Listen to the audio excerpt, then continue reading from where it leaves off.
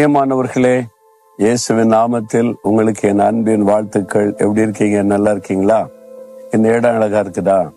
இங்க ஒரு ஒலிவ மரம் இருக்குல்ல, நம்முடைய ஜெபமலையில இது இருக்குது. ஒரு ஊழியத்திலிருந்து அந்த ஊழியம் செய்கிற சகோதரர் இந்த மரத்தை நம்ம ஊழியத்திற்கு கிஃப்டா கொடுத்தாங்க. இது எருசலேமிலிருந்து இஸ்ரேல் தேசத்திலிருந்து கொண்டு வரப்பட்ட ஒலிவ மரம். அதை வைத்து பராமரித்து கொண்டிருக்கிறோம். இங்க வந்து அதை பார்க்க முடியும். பின்னால அருவி விழுகிற சத்தம் கேக்குதா? குத்தால அருவி மாதிரி தெரியுதா? இங்க நம்ம ஒண்ணு உருவாக்கி வச்சிருக்கிறோம்.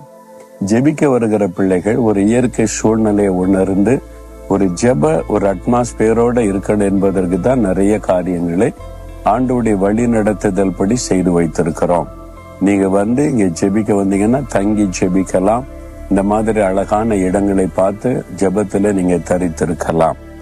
சரி, இன்றைக்கு ஆண்டவர் என்ன வசனம் தருகிறார்னா, நீதிமொழிகள் 9ஆம் அதிகாரம் 11வது வசனம். என்னாலே உன் நாட்கள் பெருகும், உன் ஆயுசின் வருஷங்கள் விருத்தியாகும். உன் நாட்கள் பெருகும், ஆயுசின் வருஷங்கள் விருத்தியாகும்.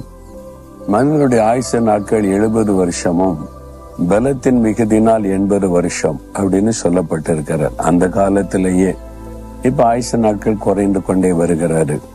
ஆனால் உன் ஆயுச நாட்கள் நீடித்திருக்கணும் ஆண்டவர் விரும்புகிறார். அதற்கான ஆலோசனை தருகிறார். நீங்க வியாதிப்பட்டு பலவீனப்படும் போது என் ஆயுசு முடிந்துருமோன்னு பயம் வந்துடும். இன்னொரு 10 வருஷம் கூட்டி கொடுத்தா நல்லா இருக்குமே, ஆயுச நாட்கள் பெருக நான் நல்லா இருக்குமே, என் பிள்ளைகள் பேர பிள்ளைகள் அவங்களுக்கெல்லாம் நான் ஜெபிக்கணும், அவங்க எல்லாம் ரட்சிக்கப்படுவதை பார்க்கணும் அப்படின்னு ஒரு நல்ல இருதயம் இருக்கும். அப்ப ஆயுச நாட்கள் பெருகிறதுக்கு என்ன செய்யணுமா? என்னாலே உன் நாட்கள் பெருகுன்னு கர்த்தர் சொல்றார். உன் ஆயுசின் வருஷங்கள் விருத்தி ஆகும். அப்ப ஆயுசு நாள் விருத்தி ஆகும்னா என்ன பண்ணணும்ன்றது ஆண்டவர் சொல்றார். நீங்க வந்து எபேசியர் 6 அதிகாரத்துல வாசித்த பிள்ளைகளுக்கு ஆலோசனை சொல்லும் போது, பிள்ளைகளே உன் ஆயுச நாட்கள் நீடித்திருப்பதற்கும் உனக்கு நன்மை உண்டாயிருப்பதற்கும் தாயையும் தகப்பனையும் கன பண்ணுவாயாக. பெற்றோரை நீங்க கனப்படுத்தி சந்தோஷமா வச்சீங்கன்னா உங்களுடைய ஆயுச நாட்கள் பெருகும்னு ஆண்டவர் வாக்கு கொடுத்திருக்கிறார். அப்ப உங்களுடைய அப்பா அம்மாவை நேசிக்கிறீங்களா? தாய் தகப்பனை கீழ்ப்படுகிறீங்களா? வயதான காலத்துல அவங்கள அசட்டை பண்ணி அவங்களுடைய வார்த்தை கனப்படுத்தாம அவங்கள ஒரு ஓரமா உட்காருன்னு சொல்லி மனதை வேதனைப்படுத்துறீங்களோ? யோசித்து பாருங்க. உங்களுடைய பெற்றோர் உங்க வீட்டுல இருந்தீங்கன்னா, ஒருவேளை வயதானவங்களா படுக்கையில இருந்தா கூட அவங்கள அன்பா வைத்துக் கொள்ளுங்க, அவங்க மேல பாசம் காட்டுங்க, அவங்கள சந்தோஷமா வைத்துக் கொள்ளுங்க. அது உங்களுடைய ஆயுச நாட்களை பெருக பண்ணும். அப்பதான் ஆண்டவர் ஆயுச நாளை பெருக்க முடியும்னு அவரே வாக்கு கொடுத்திருக்கிறார். அப்ப தாய் தகப்பனை கீழ்ப்படியாம தாய் தகப்பனுடைய உள்ளத்தை காயப்படுத்தினா உங்களுடைய ஆயுச நாட்கள் குறைந்து விடும் என்று அர்த்தம். அதனால நீங்க வியாதியில் இருக்கீங்களா? படுக்கையில் இருக்கீங்களா? உங்களுடைய பெற்றோரை நீங்க சந்தோஷமா வச்சிருந்தீங்களான்னு சிந்திங்க. அவங்கள காயப்படுத்தியிருந்தா உடனே அவங்கள்ட்ட போய் மன்னிப்பு கேட்டு அவங்கள சந்தோஷப்படுத்துங்க. நீங்க வீண் பிடிவாதம் பிடிச்சு அதுதான் காரணம் எல்லாம் சொல்லாதுங்க. அவங்க எப்படி இருக்கட்டுமே, இன்னும் கொஞ்ச நாள் வாழ போறாங்க.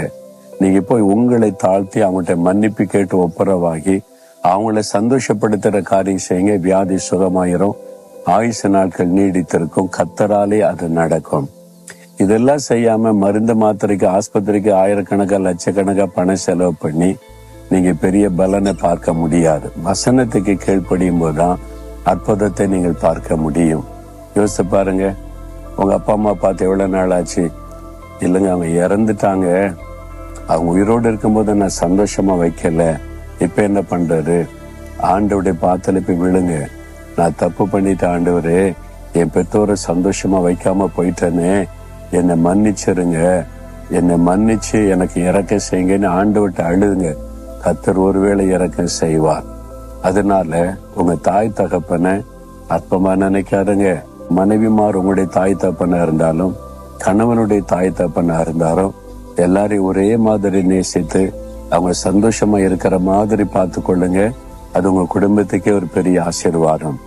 இன்னைக்கு அந்த ஆசீர்வாதத்தை இழந்து நிக்கிறீங்கல்ல, உங்களுக்குள்ள ஒரு மரண பயம் வந்திருக்குது இல்ல, உங்களை தாழ்த்துங்க, வசனத்துக்கு ஒப்பு கொடுங்க. ஆண்டு என்னாலதான் ஆயுச நாட்கள் நீடித்திருக்க செய்ய முடியும். டாக்டரால முடியாது, மருந்தால முடியாது. அவங்க முடிஞ்ச அளவுக்கு ஹெல்ப் பண்ணுவாங்க, அதை வச்செல்லாம் நடக்காது. அப்படின்னா பெரிய பெரிய கோடீஸ்வரங்கள்லாம் 120 வருஷம் 150 வருஷம் வாழணும்ல. எத்தனை பேர் சின்ன வயசுல செத்து போயிடுறாங்க. கோடீஸ்வரங்க தான், பணத்தை வச்சு எல்லாம் காப்பாற்ற முடியாது. ஆண்டோடைய கிருபை. அதுக்கு உங்களை தாழ்த்துங்க. இப்ப ஒப்பு கொடுக்குறீங்களா? ஆண்டவரே, என் தாய் தகப்பனா நான் சந்தோஷமா வைக்கணும், என் ஆயுசு நாளை நீடித்திருக்க பண்ணுவேன்னு சொல்லி இருக்கிறீங்க. அதுக்கு ஏற்றபடி உடைய வசனத்தின்படி வாழ ஒப்பு கொடுக்கிறேன். எங்க அப்பா அம்மாவை நான் நேசிக்கிறேன். அவங்கள்ட்ட போய் மன்னிப்பு கேட்டு என்னை தாழ்த்துகிறேன். அவங்கள சந்தோஷமா வைக்க ஒப்பு கொடுக்கிறேன். என்னையும் ஆசீர்வதித்து இந்த வியாதியெல்லாம் மாற்றி, மரண பயத்தெல்லாம் மாற்றி, நீங்க வாக்கு கொடுத்தபடி இந்த ஆயுசு நாட்களை நீடித்திருக்க பண்ணுங்க. இயேசுவின் நாமத்தில் ஆமேன், ஆமேன்.